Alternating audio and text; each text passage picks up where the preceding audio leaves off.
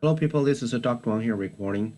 Welcome to the new semester and welcome to the finance class. This class is called the Principles of Finance, which is a core requirement for all the business majors at the grad school management, no matter you are majoring in accounting, finance, marketing, or management. And this is an online 8-week class. Regularly, the grammar school course would last for 15 weeks. However, this class only lasts for 8. So that means for a certain time period, you are doing the same work.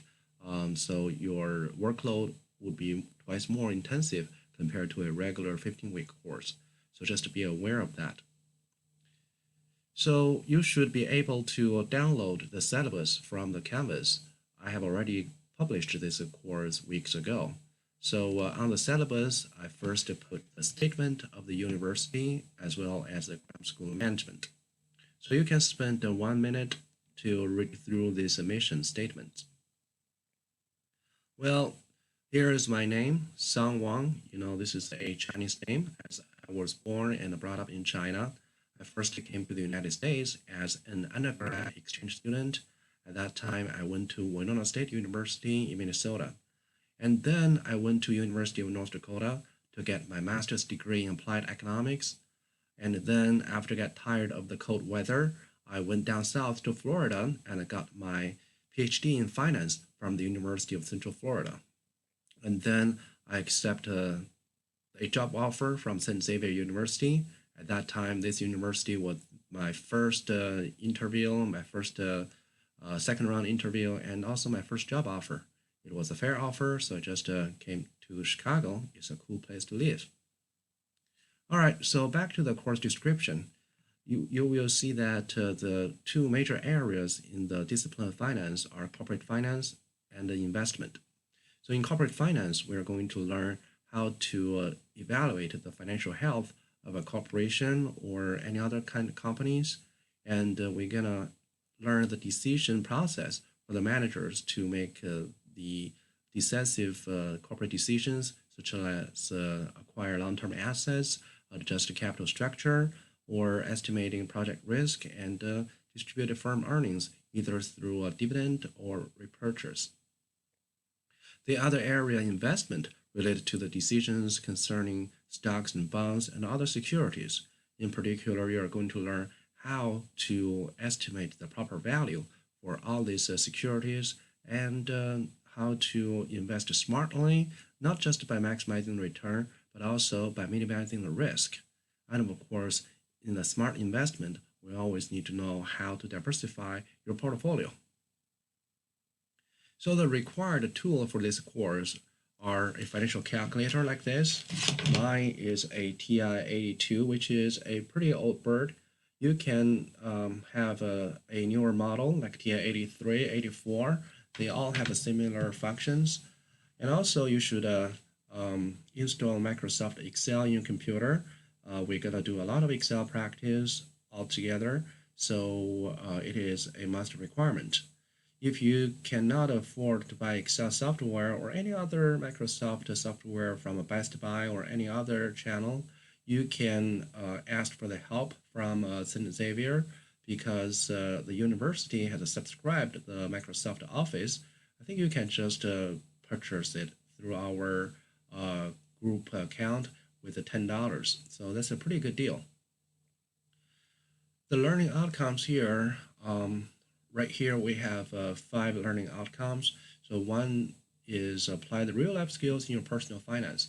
I think this is pretty cool because after this class, you're gonna learn how to deal with your house mortgage, how to save for your retirement, and how to finance a car loan, and also how to pay your credit card bills.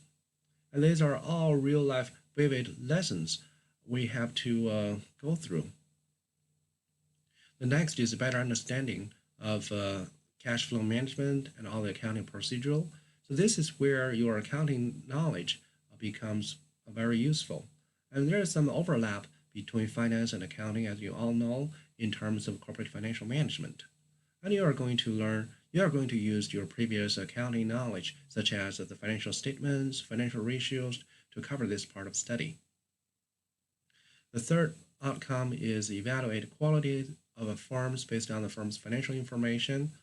And this is about whether to judge whether a firm is worth investment or not. And you're definitely going to look at their earnings, their income, and their ownership, all this information to see if the firm has the potential to make money for the investors.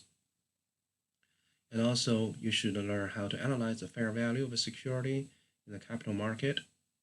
And of course, you got to learn Excel techniques in the corporate world.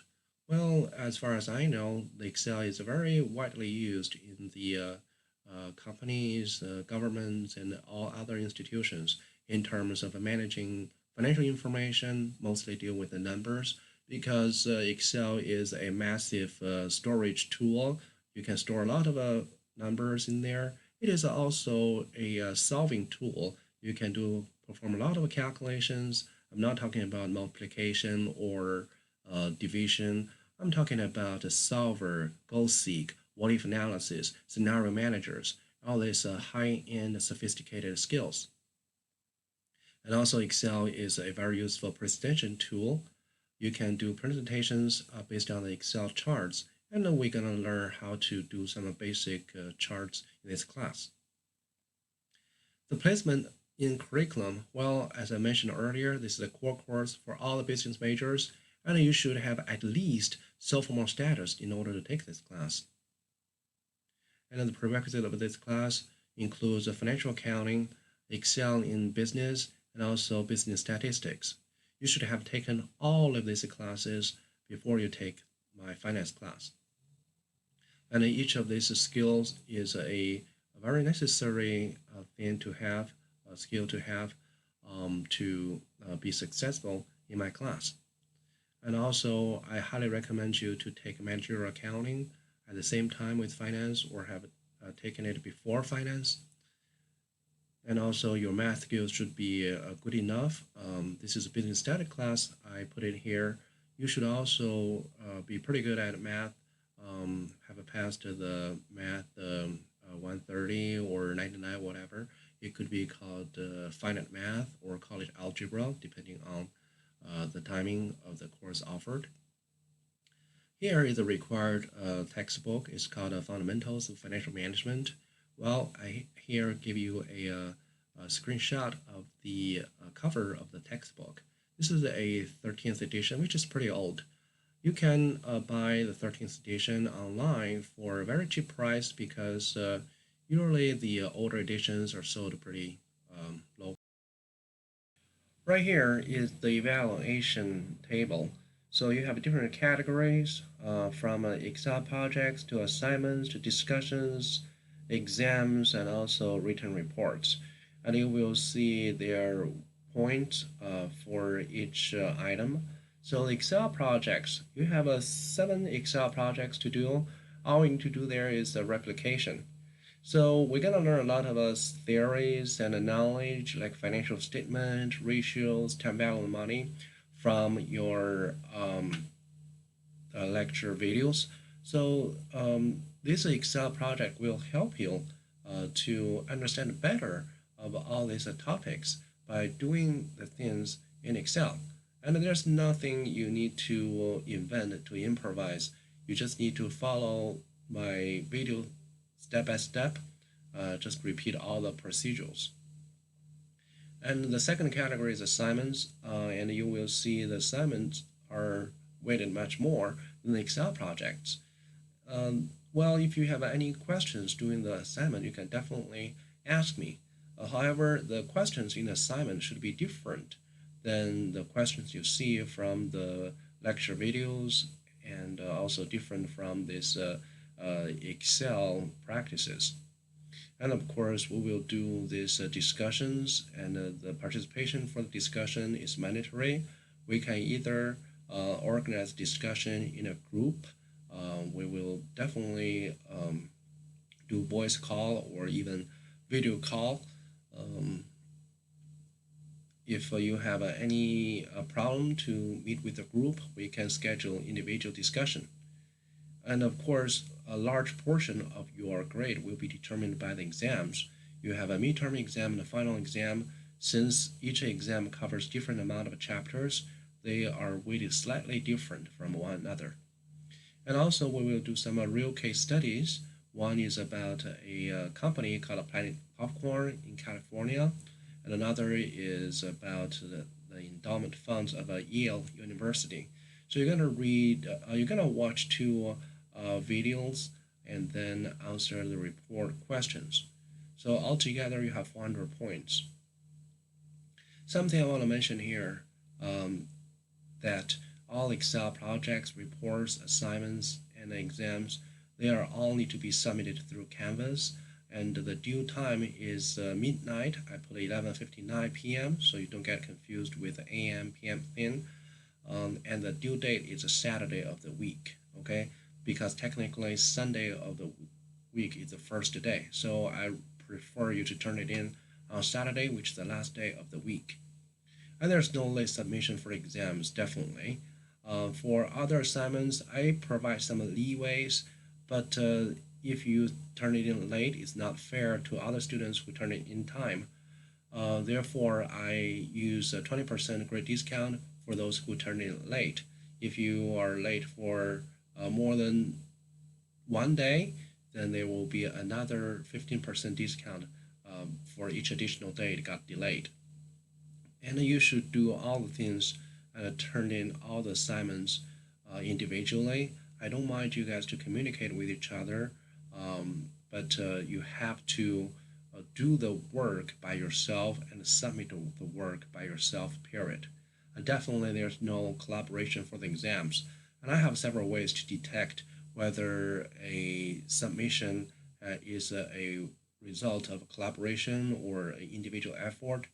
If I can find some solid evidence against you, well, I may use that. So it's not good for you. You could be in trouble. And later on, I will talk about the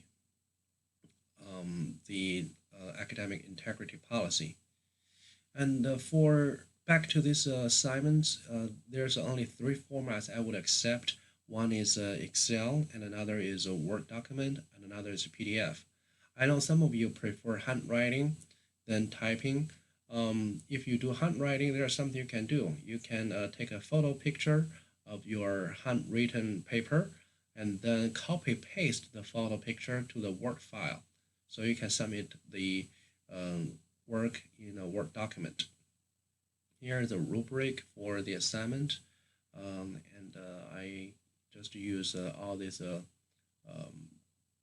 regular ones, so there's no surprise there. And the grading scale is also normal compared to other professors here. We have the topics here covered each week, and the schedule is tentative, which means it could change later on.